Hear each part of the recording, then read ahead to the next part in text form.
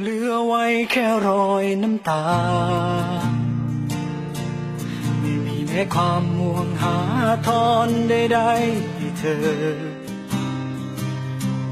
ไม่มีแล้วความหวังดีก่อนเคยให้เธอเสมอและไม่อยากพบเจอเธอคนหลายใจเหลือไว้แค่ความทรงจำพยายามลึกๆข้างในหัวใจได้ผ่านเวลาที่ล่วงเลยเจ็บปวดแค่ไหนและต่อจากนี้ไปจะไม่มีคนอย่างเธอเหมือนรถชนทั้งตัวแต่มันเจ็บที่ตรงหัวใจกระแทกลงซ้ายฝังในหัวใจฉันเห็นตำตาตำใจเธอเดินจากไปกับคนนั้นได้แค่ยืนใจสั่นเธอทำกับฉันได้ยังไงเห็นตำตาเต็มเหมือนมีเข็มทิ่มลงตรงหัวใจเป็นใครจะทนไหวอยู่ไปก็คงช้ำมันต่ำที่หัวใจ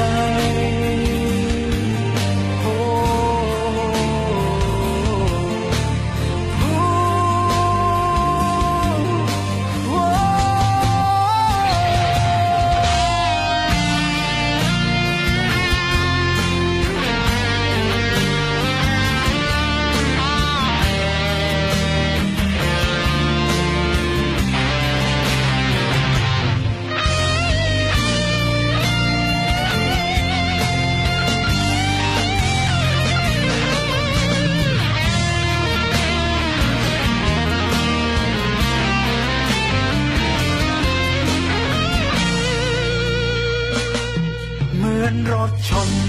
ทั้งตัวแต่มันเจ็บที่ตรงหัวใจกระแทกลงข้างซ้ายฝังในหัวใจ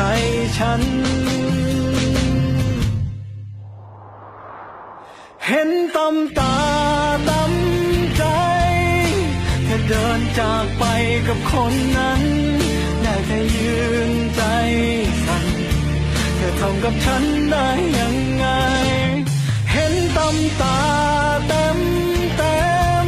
เหมือนมีเข็มทิ่มลงตรงหัวใจเป็นใครจะทนไหวอยู่ไปก็คงช้ำเห็นตำตาตำใจเธอเดินจากไปกับคนนั้นได้แต่ยืนใจสั่นเธอทำกับฉันได้ยัง